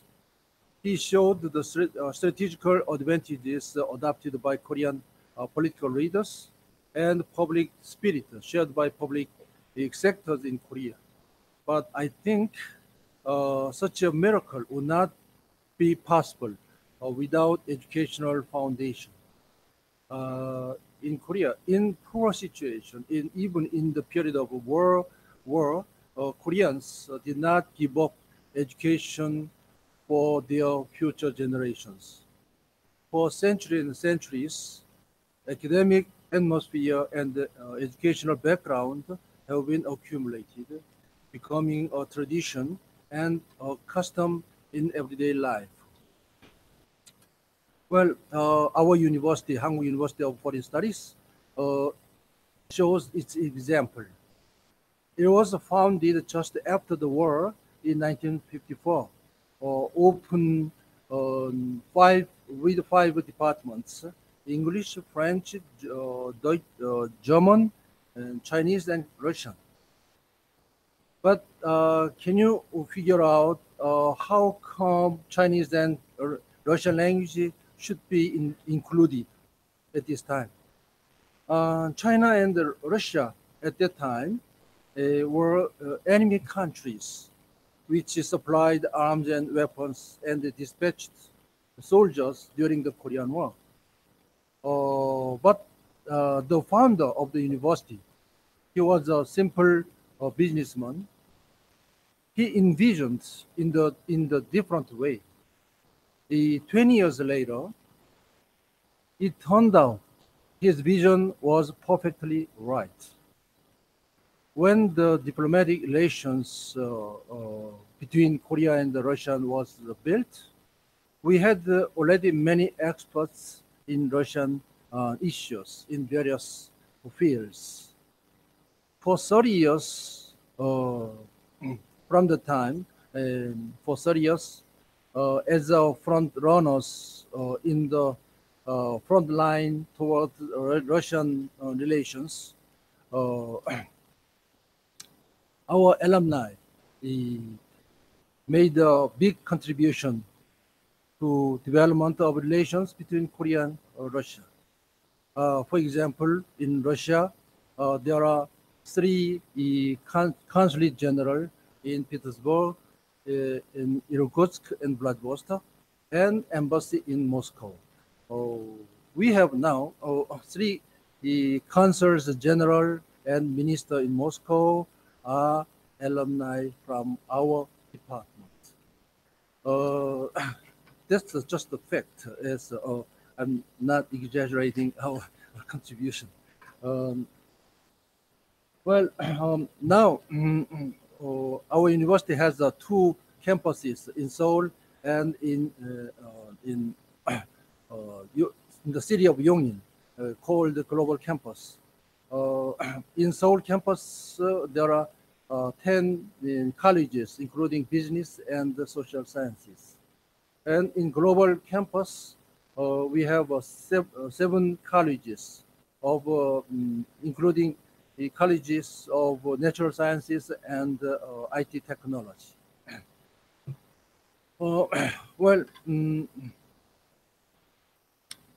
Let me turn the topic into the general history of Korean education.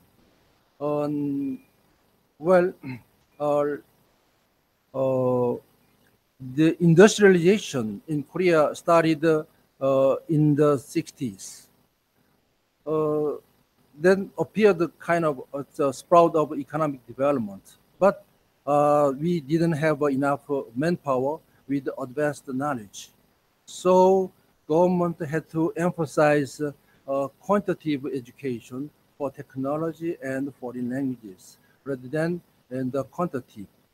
But soon, government we needed more advanced experts. But at the time, we did not have a capacity to raise such manpower. So the government decided,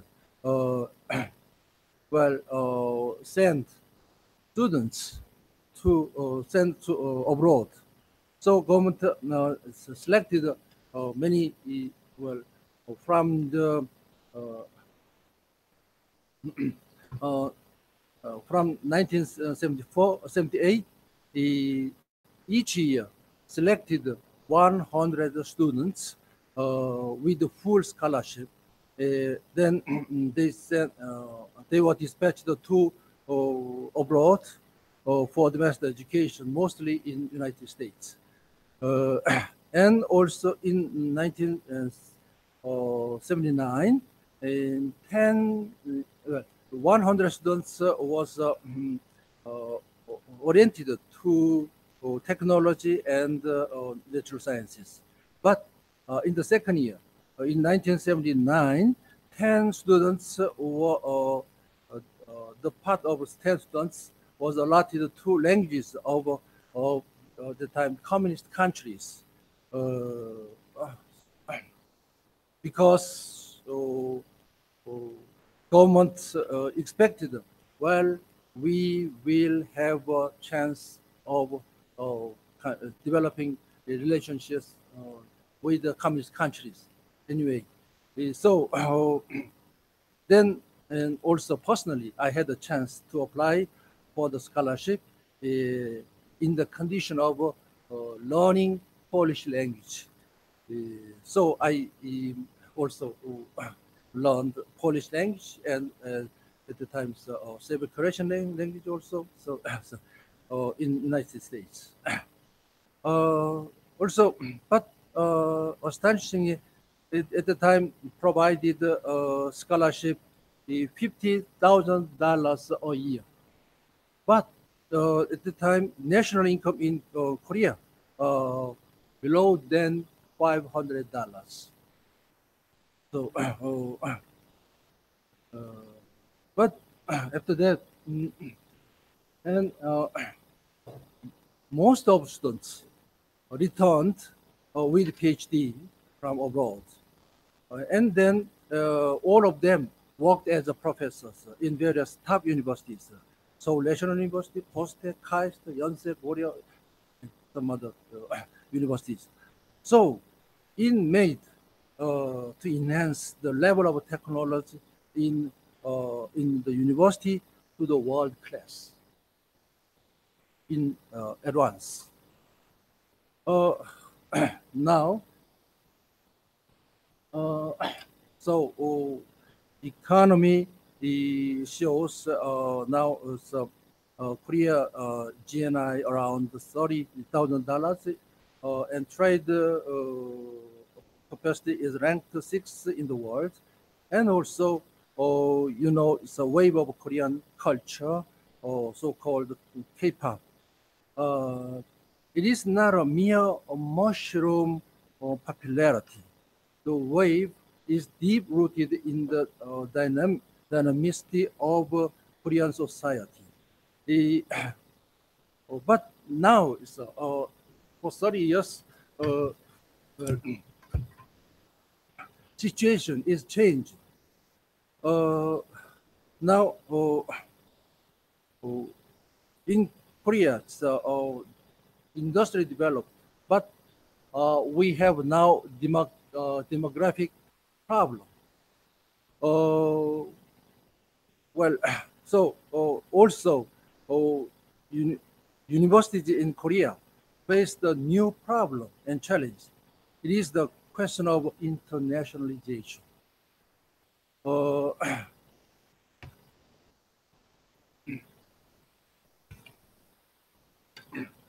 Well, now we need talented students in many fields of technology, but demographic change, there is shortage of young generation, is the most serious problem, even ever faced in the contemporary situation. Now, so institutions, universities in Korea provide many kinds of scholarship for assistantship at the level of graduate schools. And we are ready to share experiences in education also.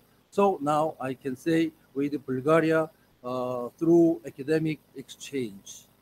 And also we are like to foster academic relations of university to university between Korea and Bulgaria.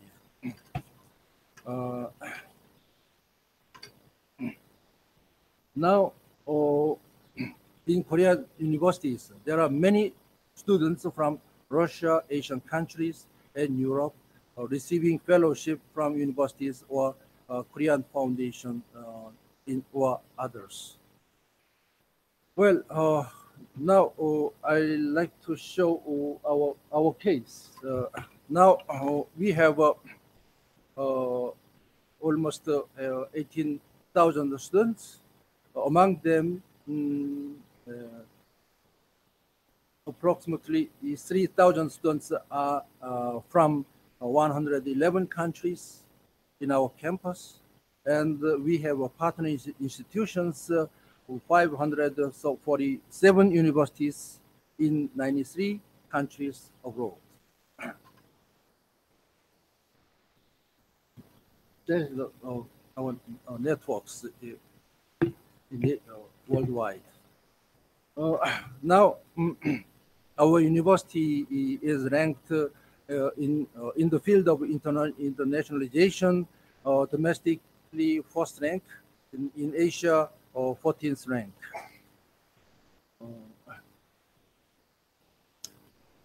Well, well, in our university now, we are we are trying to develop the international educational context, so-called the double degrees or joint degrees. And we like to develop global core programs.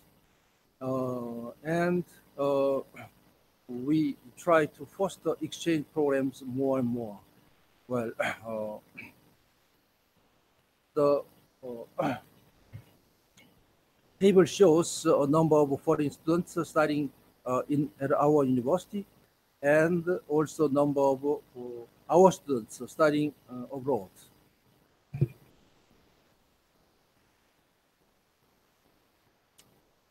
Well,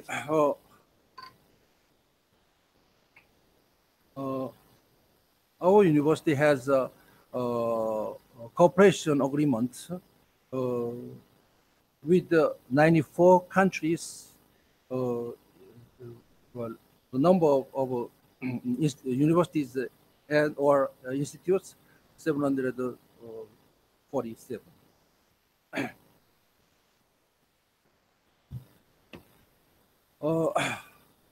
But we have more still problems. So you should implement more programs for foreign students and students' needs and requirements.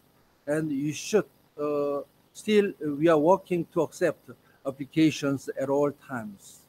And we are developing mobile-based online support system. And also we are designing the customized class for foreign students. During this forum, I met Bulgarian professors and scholars who have interest in developing mutual cooperation in education. I'm glad to be acquainted with such good partners in education here. As far as I can, I will make also. I like to make a contribution for this purpose and develop your intentions. I deliver your intentions to my steps when I come back home in our university. Thank you very much.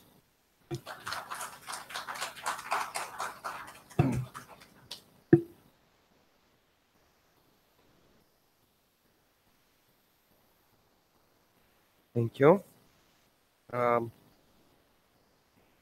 Varna University of Management is also working for different type of cooperations for a double degree or exchange programs.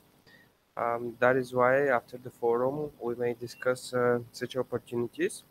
The next presentation it's going to be from Professor Dr. Evgeny Evgeniev, a Vice Rector of VUZF, or the University for Insurance and Finances in Sofia. His topic is socioeconomic impact of the universities and research institutes in Bulgaria. Please.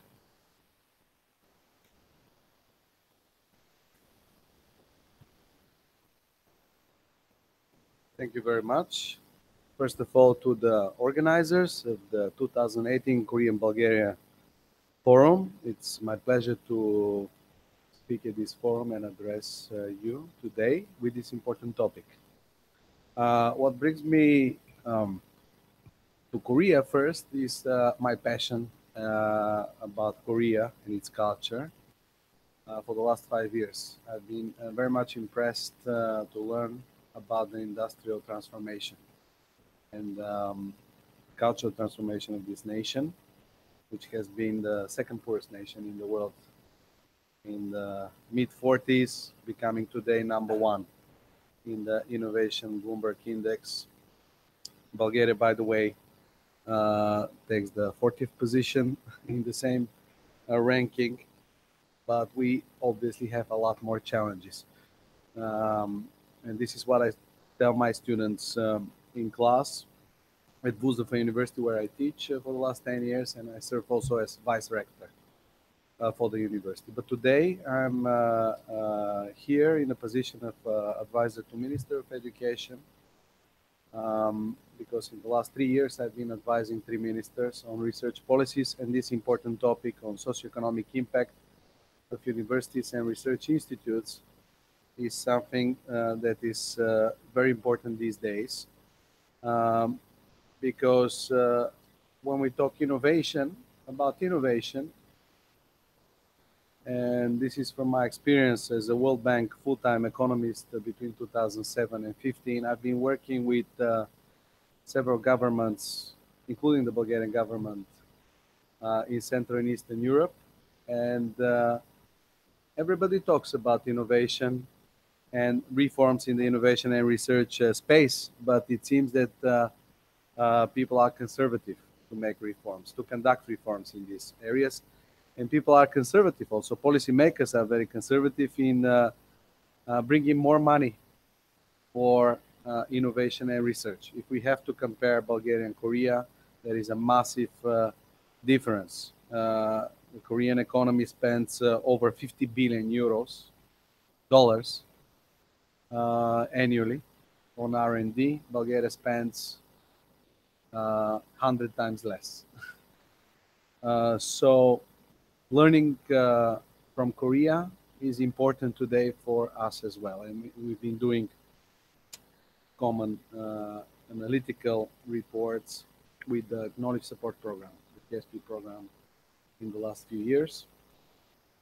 So the socioeconomic impact report is actually, the objective is to bring to the attention of policymakers in Bulgaria findings that would lead them to take important decisions to raise funding, especially in this important strategic period, 2019-2021. This is the time when the European structural funds will provide unprecedented funding envelope for Bulgaria's research and innovation system. And if we don't provide matching funds from the national sources, we will fail to address the key challenges of the system. We have brought 3 partners on board for this report, and this is the World Bank, OECD, and the European Commission. And the consultations we have done so far between February and April for this report have been in several cities, key districts in Bulgaria, representing all 6 economic planning regions in the country. We have collected information from businesses, universities and research institutes, and local authorities, regional authorities in Bulgaria.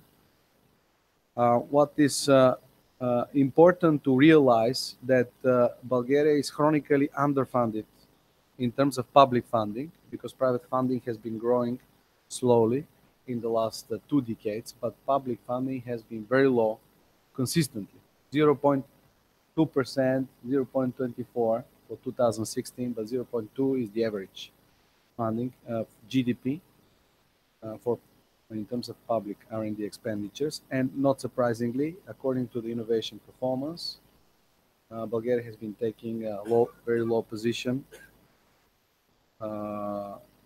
in terms of ranking compared to the EU member states for its innovation systems. And this has been for many years, in fact. Another big challenge is the big discrepancy between the capital of Bulgaria and Sofia and the rest of the country. Consistently, Sofia has attracted funding at a very large scale. For 2016, the data shows 70% of total R&D funding channeled to the capital. As far as the employment in R&D is concerned, again, the capital attracts most of the researchers. Over 75% of the researchers, in fact, are working in the Bulgarian institutions in the capital of the country. This is an important table which summarizes information my colleagues and I have gathered from universities and research institutes in Bulgaria in 2016, 2017. So this is the most updated information regarding research equipment in the universities system and the research system. It turns out in the four major areas that respond to the European strategic priorities for research development. These are infrastructure, social and culture innovation, health, food and biotech. We do have, again, a concentration of research facilities in the capital of Bulgaria, especially true for e-infrastructure and for social and culture innovation, where we have 14%, 25% of the concentration of the distribution in the rest of the country. A little bit better is the situation in the health research priority, where we have 54% of the research facilities in the rest of the country outside of the capital, and 72% in the food and biotech field, more distributed research infrastructure in the countryside. In terms of exploitation of equipment, we do have obsolete research infrastructure in Bulgaria, which does prevent our researchers to reach levels of excellence and to be comparable to their EU peers. So we do have, as you see from the table, between 65 and 86% in the four research areas obsolete equipment, which requires more funding to modernize this research equipment. In terms of attractive funding for the research labs, we do have issues here as well. The EU structural funds were not enough to attract funding that would be meaningful for these research labs to grow. On average, for all four priority areas, we have $25,000 a year on average for one research lab, which is nothing practically.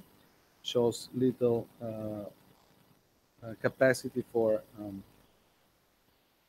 competitive strengths compared to the EU peers, which compete, as you know, also for EU Horizon 2020 projects and other EU-funded projects, very high competitive level.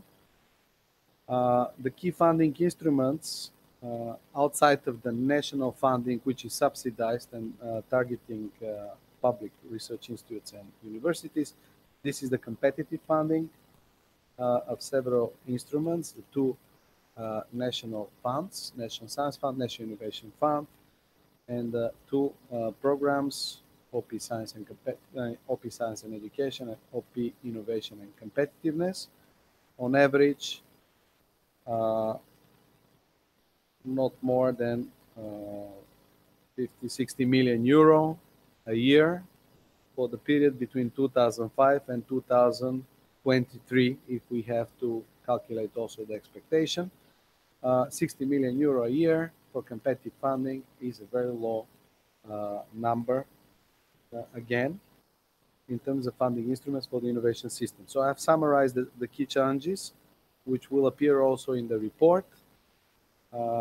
These are the outdated research infrastructure, low levels of public funding since 1990, huge gaps in terms of research funding and capacity between the capital and Bulgaria and the rest of the country, low competitiveness of the Bulgarian researchers, and insufficiently developed and weak business science partnership as a result.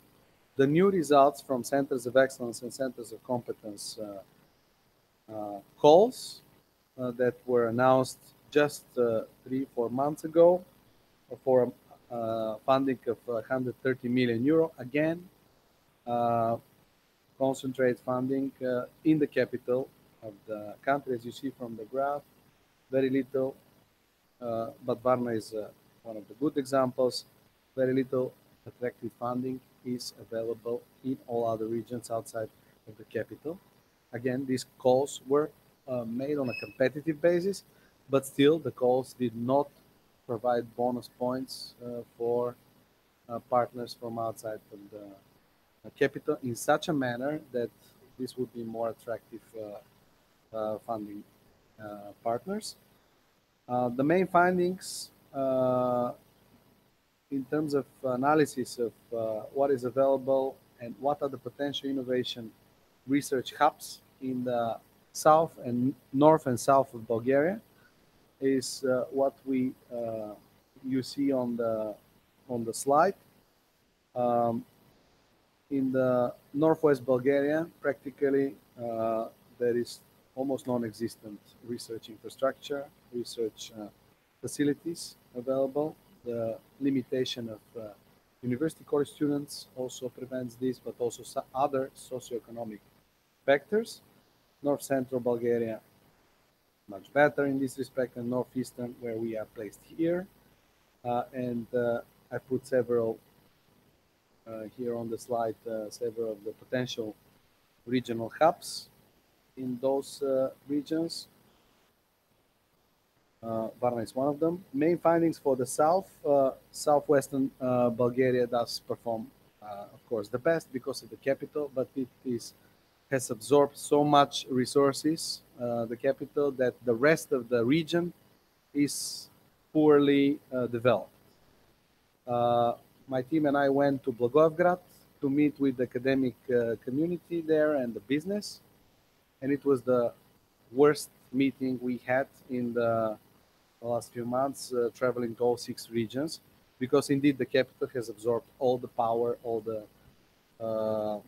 capacity, and it has depressed the rest of the cities in this region. The next 2 slides provide the research supply and business demand for these research areas that are priorities for the economy of Bulgaria.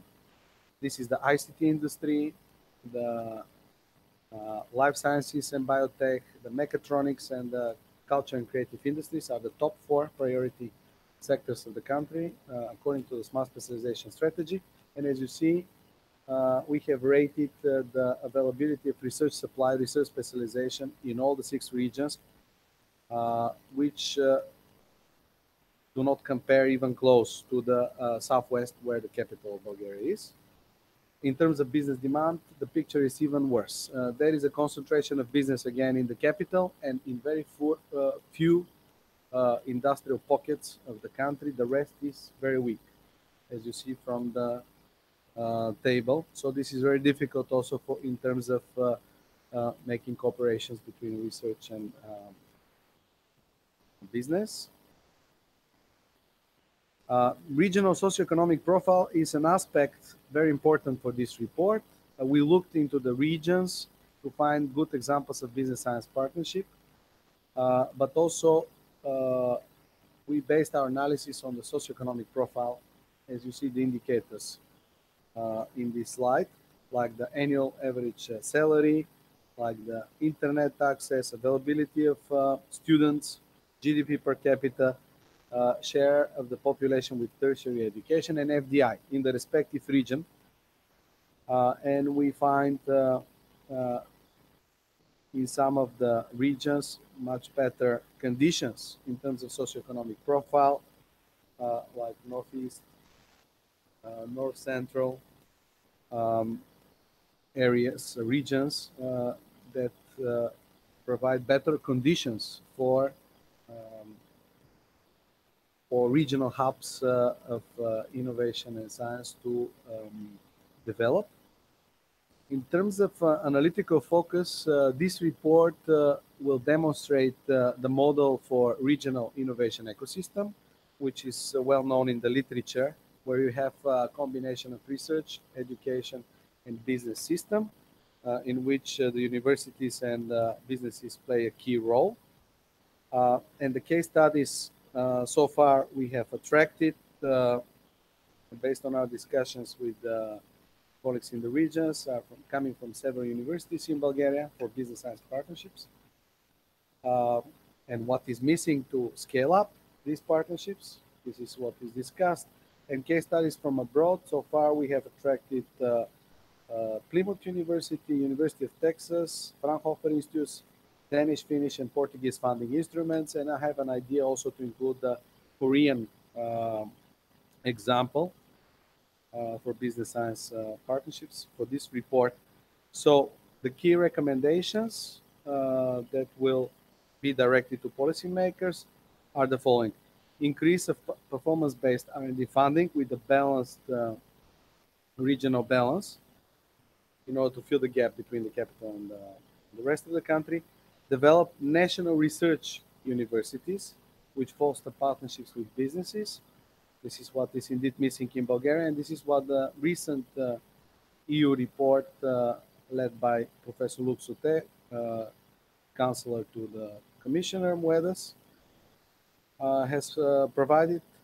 And finally, establish National Research and Innovation Agency, which is a recommendation that comes out of a KSP report delivered last year. It has a very good analysis of the concept, and it presents also the Korean example for such an agency. And my final words are that this report will be ready in June for presentation to the Minister of Education, who will then take a stand and present this to the Minister of Finance and to the Council of Ministers. The outcome of this report, hopefully, is a good dialogue in the academic business government community, and then eventually more stronger arguments will arise for increasing substantially the public funding for the R&D system in Bulgaria. Thank you very much.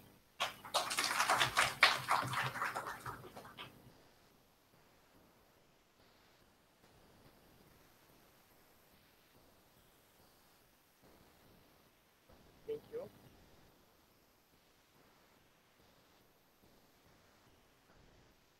Thank you for your presentation. Now, I would like to add a couple of words regarding research and our university research success and activities. One of the reasons to be included Varna on the presentation of Professor Evgeniev is that Varna University of Management, as a leading institution, together with institutions like Technical University of Varna, which are currently part of the forum, Russia University, scientific organizations of Bulgaria, part of the Bulgarian National Scientific Institute.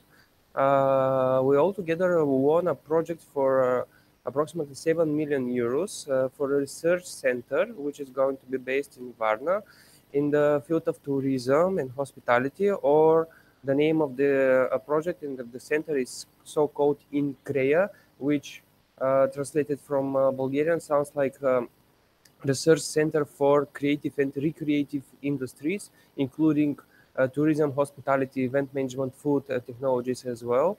The center will have new up-to-date high-tech laboratories, digitalization, fully digitalized. It will include also a so-called bank of researchers in the field of tourism and hospitality. And if we're talking about research, I would like to add that we are issuing a European Journal of Tourism Research, journal which is part of indexed in Scopus, and two of our professors, and this is the only journal, Bulgarian journal indexed with index in Scopus in the field of tourism and hospitality. Our professors in tourism, let's say our vice rector, who is currently in Germany for an international conference, Professor Ivanov is the most cited professor in the field of tourism from Bulgaria, worldwide in Scopus and Google Scholars. And here I will continue with that we also have bestsellers in Amazon. One of our professors, Minkov, in 2011, together with Professor Hofstede for his book Cultures and Organizations, and many other success stories for research, which are related to our fields of studies: business, marketing, finance, economics, computer science, and tourism and hospitality. And now I will continue on behalf of Ms. Christina Armutlieva, Director of the International Department, which is not able to do her presentations based with the topic internationalization because of unexpected circumstances. Here I would like to add a couple of words about the university. The Varna University of Management began his history from Albano Resort as a college in tourism and hospitality in 1996. In the last more than 20 years, we developed already different fields of studies. 10 years ago, if we're talking about internationalization, there were just 10 students from different countries around the world. And currently, approximately 30% from our students are coming from different continents, I could say, from our full-time students. We have not more than 1,000 students studying with us, and 30% of them are international. We have a first place. We're ranked in first place in accordance to the European ranking U Multi-Rank, funded by the European Commission, in accordance to criteria mobility of students. And the reasons in this ranking are included 1,479 universities around the world. This is just one of the criteria. Another criteria, let's say, it's research. There, first place, they have Harvard University. Another criteria is patents. First place, it's for Rockefeller University. Another criteria is mobility of students. First place is for Varna University of Management. If we're talking about mobility and internationalization, we have, as I mentioned, students from more than 50 countries. 30% from the students are from more than 50 countries.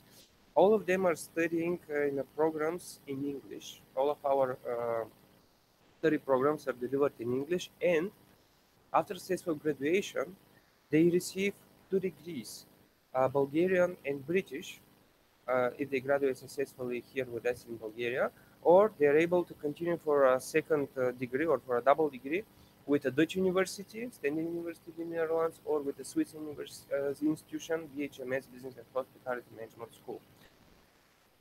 Last but not least, we are working with more than 150 universities around the world for mobility of students.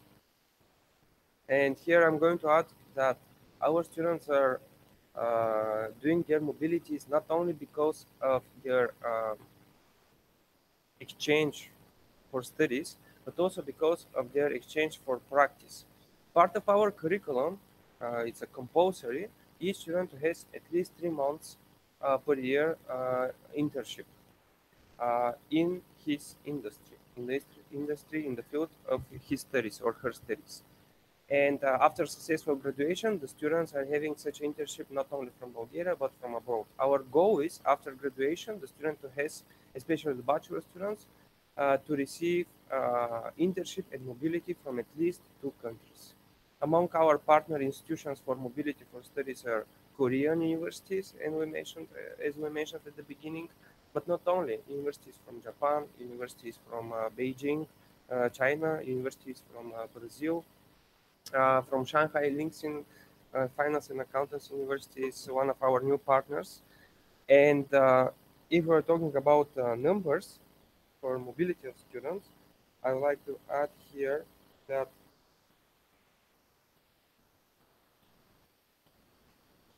I have to follow the numbers from Ms. Diego. So of course you can see some of the pictures.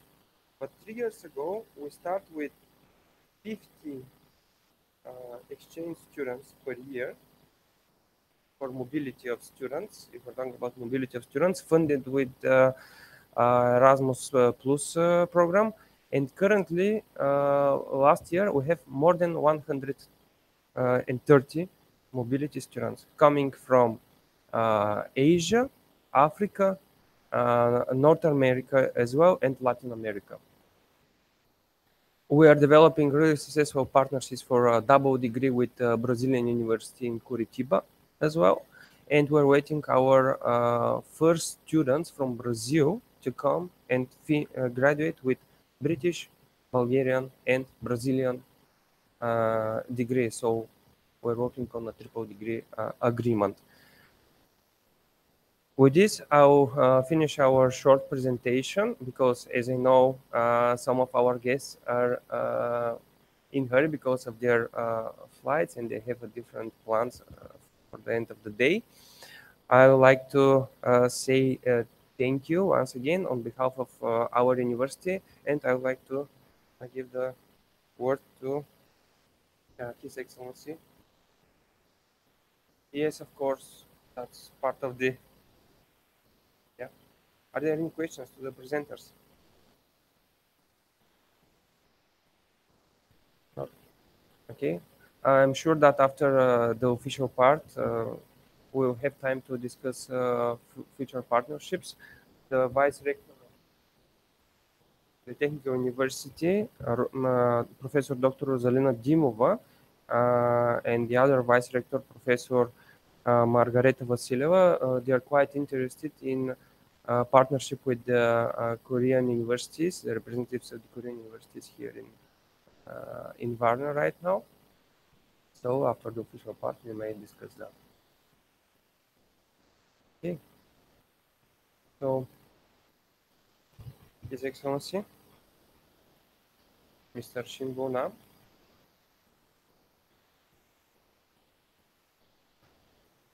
So now we are moving to the closing ceremony, I guess. And where, first of all, I thank you for the 5 presenters this morning. The 2 presenters on our 4th industrial revolution, and the 3 presenters on the industry and university cooperation. Where now we are living in the big. How can I say, the kind of is a mega trend, the 4th industrial revolution. So it is relating to not only for our own survival, but also survival of nation. So it is a really big trend, a mega trend. It's like first industrial revolution. So how we discuss about this morning, or how we gonna deal with this mega trend is relating, as I said, directly relating our survival, not only our, but also our next generation, our children or our grandchildren's survival. So everybody understand how important this mega trend implicate to us. And then second part is industry and university cooperation. And then I thank you to Professor Kang and the Hanguk University of Foreign Studies. They are one of the active university from Korea who has a good program with the university in Sofia. They already have a sister relation with Sofia University. So that's one of the reasons. And Professor Kang visited here in Sofia and in Varna. So I hope we could have a good cooperation in the future in the field of education. And then thank you for the other 2 professors who made a presentation for the future cooperation between 2 countries and then industry and university cooperation. And as my colleague already told this morning, this is my last mission as an ambassador, this conference in Varna. So once again, I thank you all who support to organizing this conference. I'm very happy for your support. And then as chairman of our Chamber of Commerce already informed me, I will be the honorary president of our chamber. So our relation will not be the end of not the end. So we will be continue to work together in the future. So I hope to see you again in Varna or in other place. Thank you very much, and then my mission accomplished.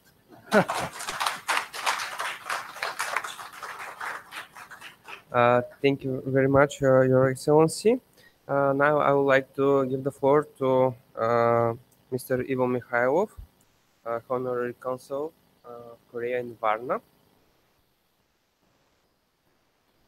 Well, first of all, I would like to thank you to all our guests from Korea, His Excellency Mr. Shin Bunam, and special thanks to the ambassador because for this almost 3 years in Bulgaria, he spent a lot of his time to improve the relationship between Bulgaria and Korea, and also supported all our activities which are he held in Bulgaria during this time.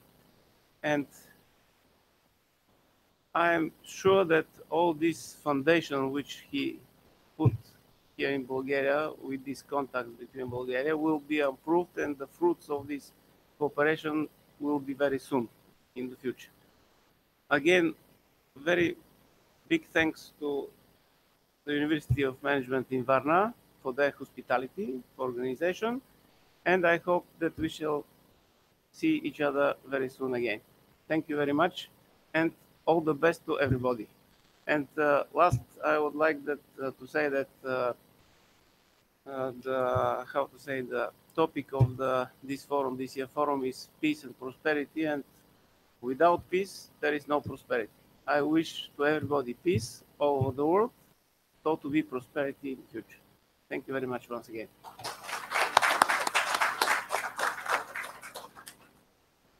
Thank you. Yeah, we're going to have a family photo all together, please, here in front of the banner. And with these words, we finish our forum, the second Bulgarian-Korean forum. I hope it will be a third, fourth, and 130.